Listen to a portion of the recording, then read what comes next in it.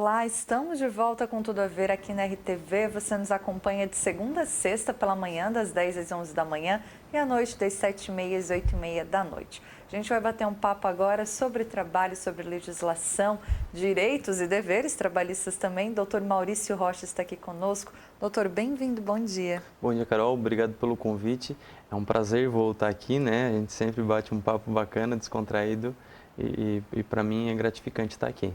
A última vez que você veio não foi para falar de direito. Não, a última vez nós estávamos falando sobre uma coisa muito mais gostosa que é a paternidade, mas o direito também é uma coisa que eu amo e que sempre que eu posso, obviamente, eu gosto de contribuir, né? E poder ajudar as pessoas de alguma forma. E essa é a minha forma de poder estar ajudando as pessoas. Doutor, você trabalha nessa questão de direito trabalhista. É a tua maior preocupação? Tu despende um pouco mais de tempo nessa questão trabalhista mesmo, assim, né? Sim. Do que em outras áreas do direito? Sim, o que eu mais atuo dentro do nosso escritório é mais direito trabalhista e direito previdenciário. Mas é uma coisa que eu convivo desde pequeno pelo fato de meu pai ser advogado de sindicato de trabalhadores. Então, o meu convívio, né, toda a minha estrutura familiar, ela nasce daí. Então, mesmo que eu queira, eu não consigo. Tá dentro de mim essa área do direito. As pessoas ainda têm muitas dúvidas com relação ao direito trabalhista. E outra coisa, a gente teve algumas mudanças importantes de uns 2 anos para cá. Criou mais confusão de as pessoas dizerem assim, não sei mais nada, ou o que eu sabia já não sei se vale. O que o senhor percebe dentro, às vezes, do escritório, numa conversa com alguém? Então, nós tivemos uma reforma trabalhista, né, essa que tu se refere, no ano de 2017, e teve sim algumas mudanças, várias mudanças, vamos dizer assim, principalmente, Carol, eu diria, no ingresso de uma ação trabalhista.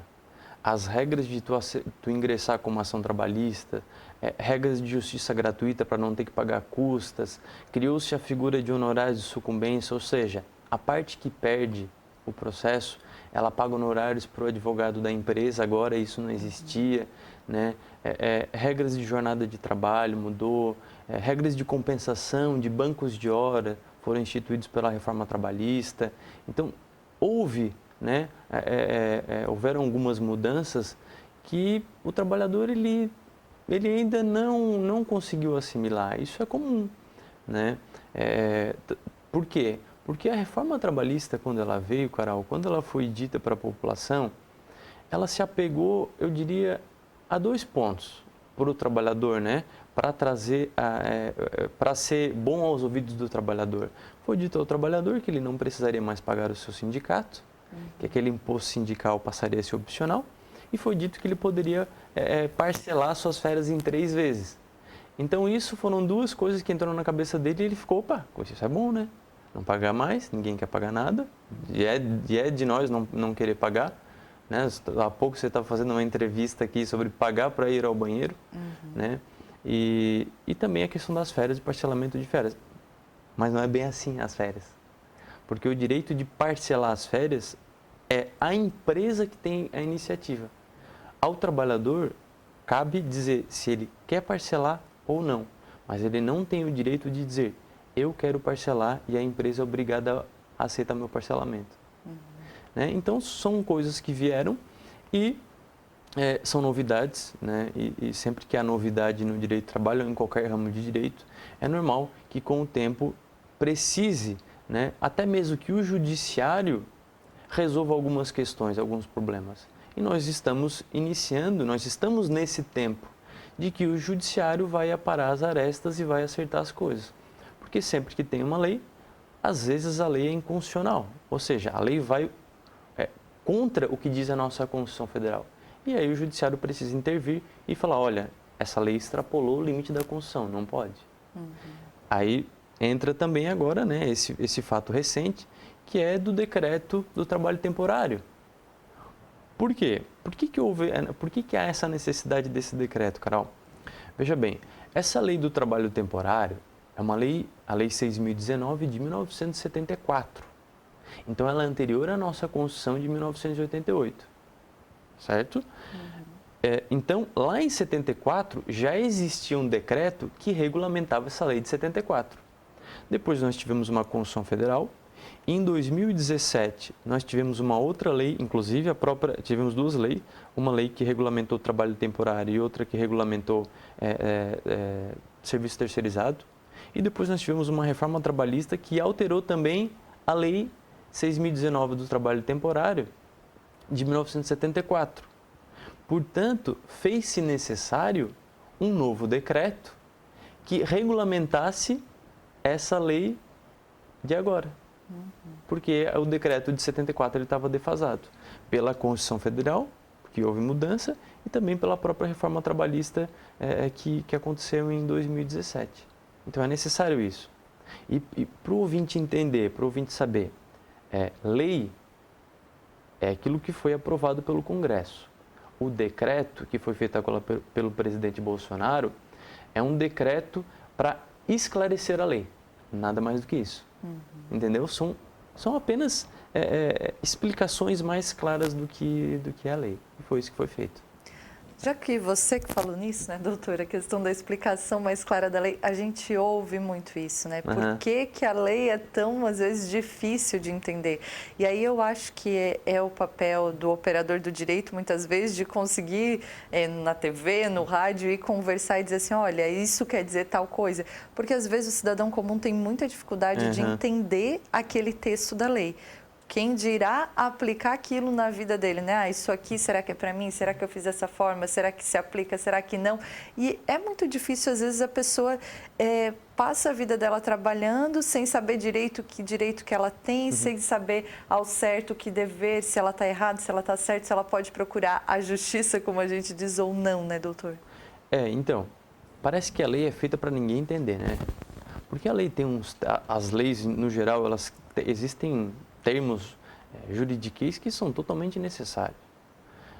A lei deveria ser feita para a pessoa leiga pegar, ler e entender. Podia ser um manual, né? Poderia ser simples.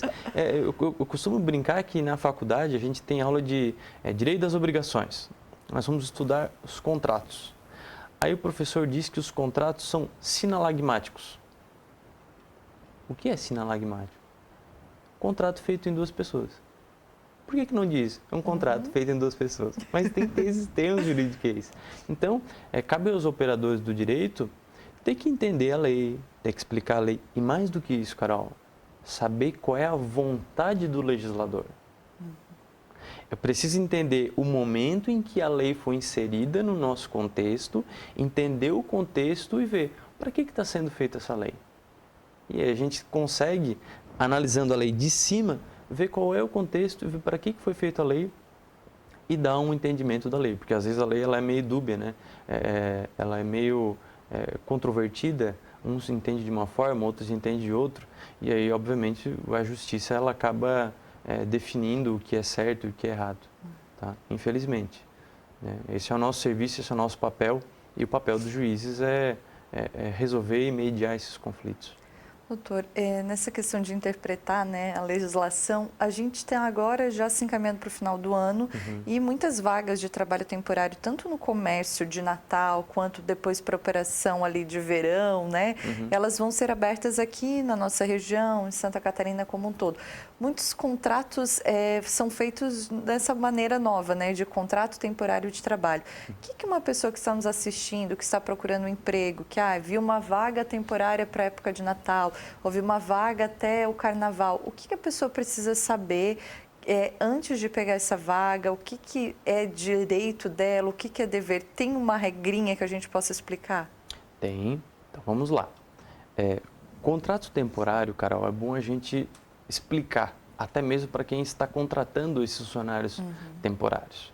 Certo? O contrato temporário, ele só é feito em caso de necessidade da empresa, de uma situação transitória ou de um aumento sazonal da pessoa que está contratando. Por exemplo, verão, quem tem comércio, obviamente em épocas de Natal, em épocas de verão, aumenta a procura, né? Aumentam as vendas. Então é algo que é só naquele período. Então pode haver uma contratação por aquele período. Prazo para isso é até 180 dias corridos, intercalados ou não. 180 dias, podendo prorrogar por mais 90, se essa necessidade se mantém. Caso do verão. Vamos dar o caso do verão, que aqui na nossa região é mais fácil. Contratou uma determinada pessoa no início do verão, 180 dias, já são 6 meses, é bastante tempo. Já chegou o inverno. Já chegou o inverno. Mas se prorrogar a necessidade, pode fazer por mais 90 dias, desde que explique que tem essa necessidade comprovada. Em outro caso também que pode haver uma contratação de trabalho temporário, é em caso, por exemplo, de uma necessidade temporária da empresa, por exemplo, um trabalhador que entrou em auxílio-doença, trabalhador que entrou de férias, pode haver uma contratação temporária, não é necessário contratar um empregado para a sua empresa. Mas é muito importante entender que essa contratação, Carol, ela tem 3 partes que participam desse contrato.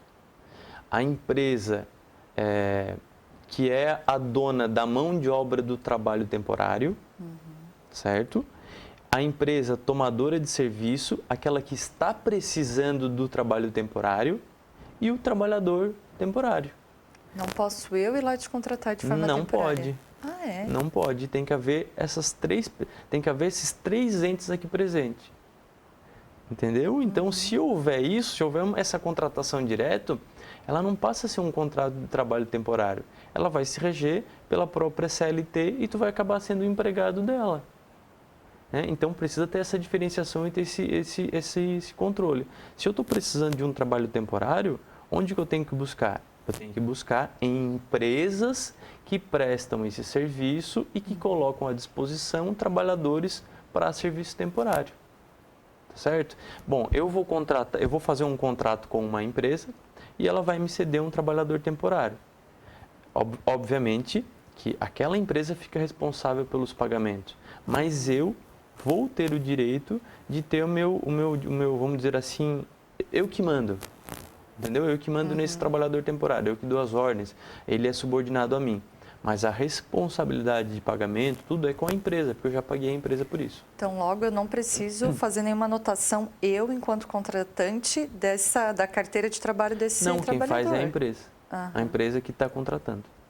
A empresa prestadora de serviço. Sim. Nós temos a figura da empresa prestadora de serviço, que contrata o trabalhador. Nós temos a figura da empresa tomadora de serviço, né? Essa aqui cede o trabalhador para essa aqui. É assim que funciona. Se não for assim... E obedecido o prazo de 180 dias. Porque se extrapolar esse prazo, ele acaba se tornando um empregado. Aí acaba dando vínculo empregatício. E se eu, doutor, contratei o Maurício para trabalhar na minha loja agora no período do Natal.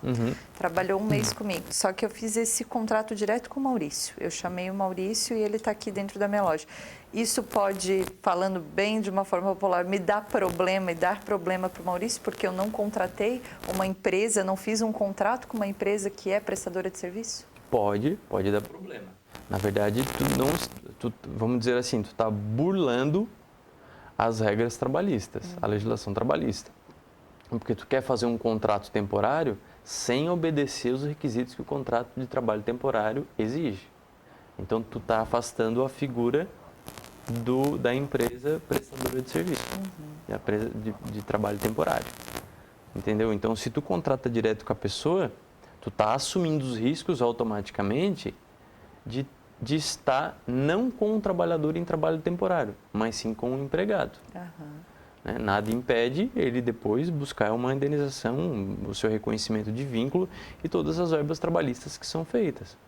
Aí depois a gente vê empregador falando, mas é difícil ser empresário no Brasil, porque eu dei emprego para ele e depois ele entrou com uma ação na justiça. Não, é porque as coisas acabaram sendo feitas de maneira equivocada. Se fosse feito correto, não teria problema. Tá, mas vamos imaginar que a empresa faz tudo correto. E aquela outra empresa, a prestadora de serviço temporário, não pague as verbas trabalhistas e as verbas previdenciárias desse trabalhador. Eu que contratei aquele trabalhador, posso me incomodar? Pode. Por quê? Porque ele é responsável subsidiariamente pelo pagamento daquelas verbas, no tempo que trabalhou para ele. Entendeu? O que é subsidiariamente?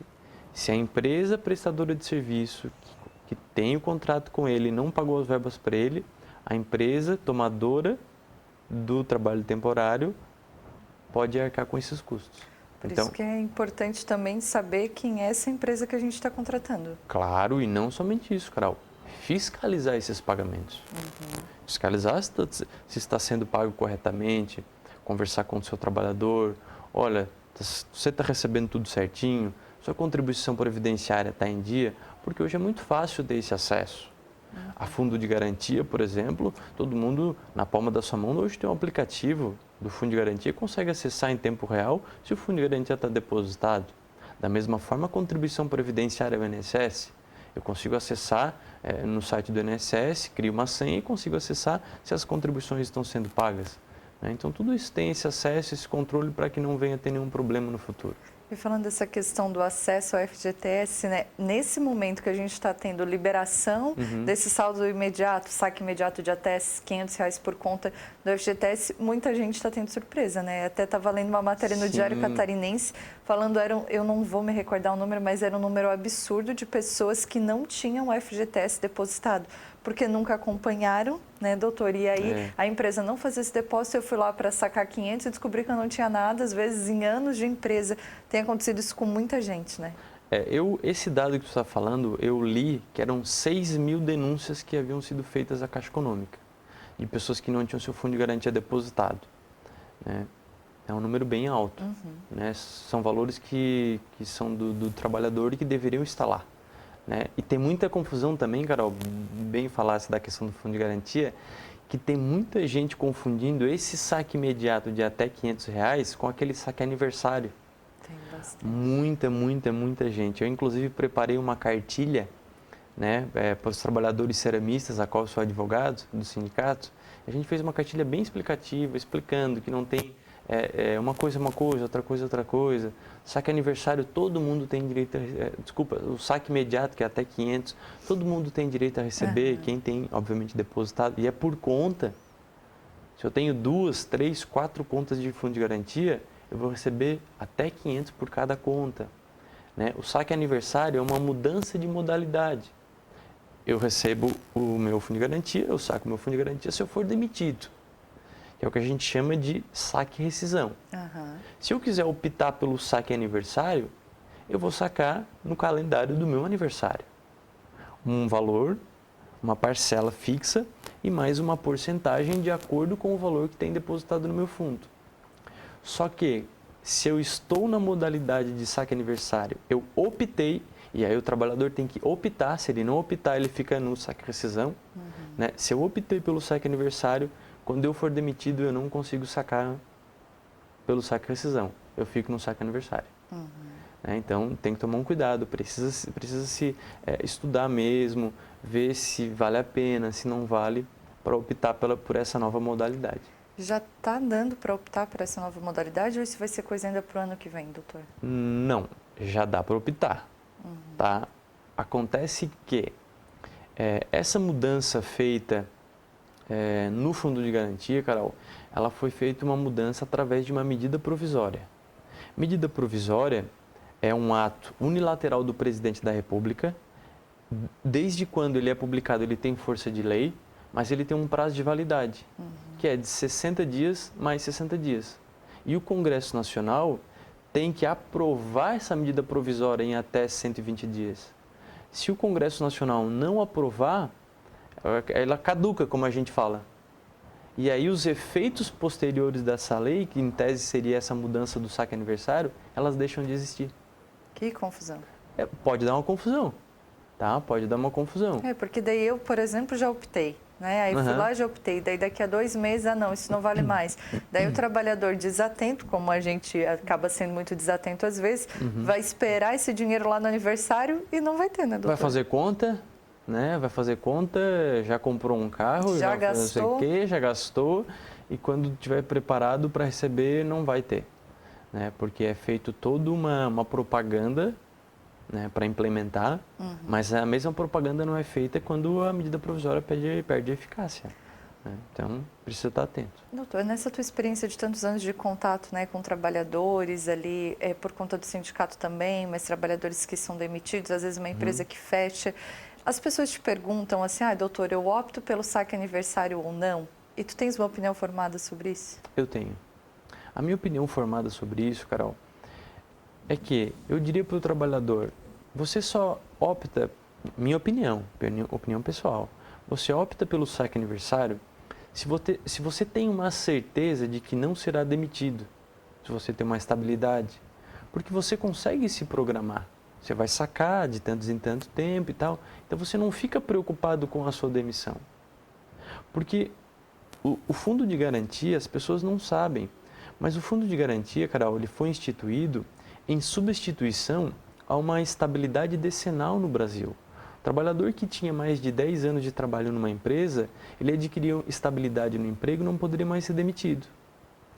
Aí veio a figura do fundo de garantia e existia aquela opção pelo fundo de garantia. Eu sou optante pelo fundo de garantia e não pela estabilidade decenal.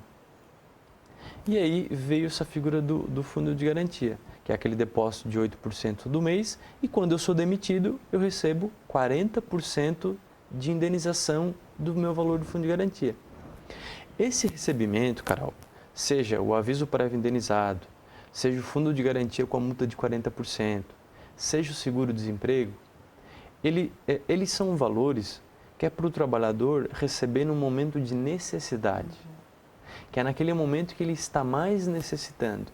Na hora que deu ruim, né, doutor? Claro, a hora que deu ruim. A hora que ele saiu da empresa, que ele não tem emprego, que ele não tem perspectiva de um novo emprego, nós estamos com uma economia ruim.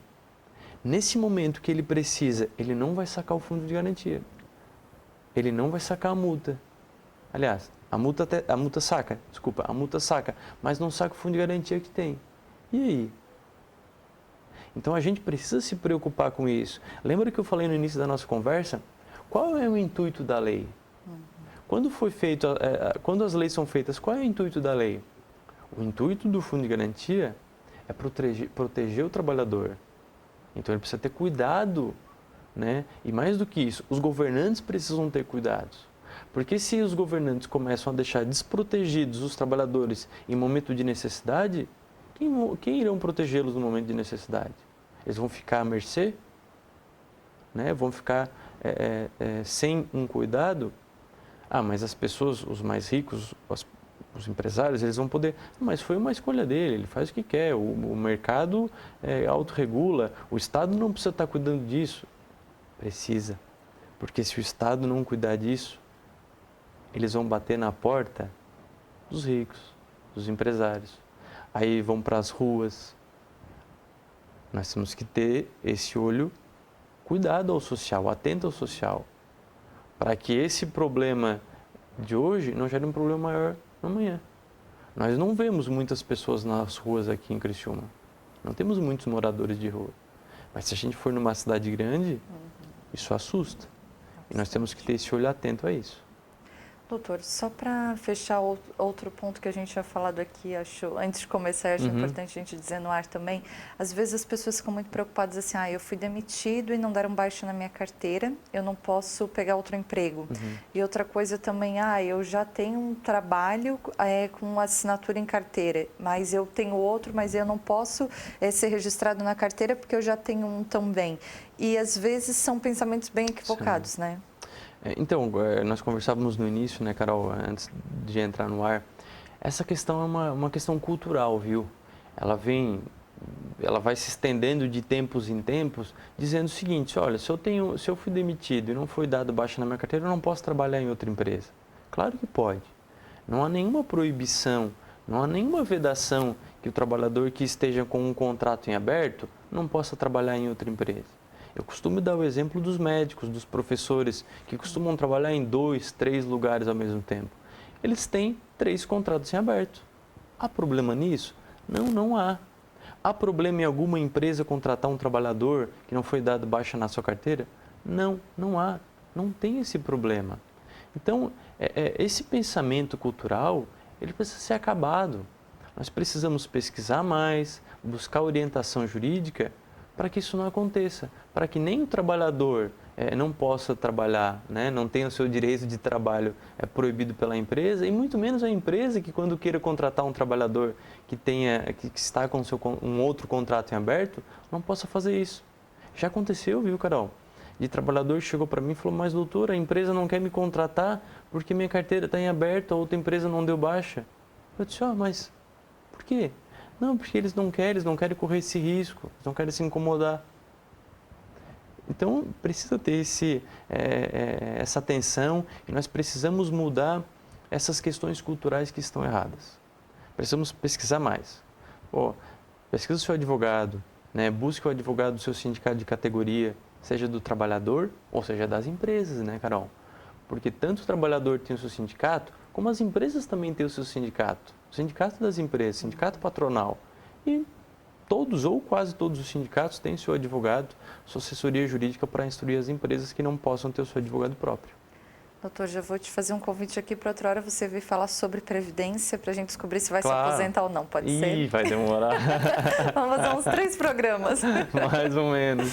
Doutor Maurício, muito obrigada. É sempre uma conversa muito esclarecedora, de muita orientação. Te agradeço e te espero aqui outras vezes. Eu que agradeço, viu, Carol? Me coloco sempre à disposição, o que puder, estando ao meu alcance. Estarei aqui, tá? É sempre uma conversa muito boa, também agradável, e parabéns pelo seu programa Cada Dia Melhor. Tá certo, muito obrigada, doutor Maurício Rocha, falando com a gente sobre direitos e deveres que a gente, enquanto trabalhador, enquanto empregador, tem também. A gente vai encerrando mais uma edição do Tudo a Ver. Obrigada a você pela audiência e pela companhia. Um abraço e até mais.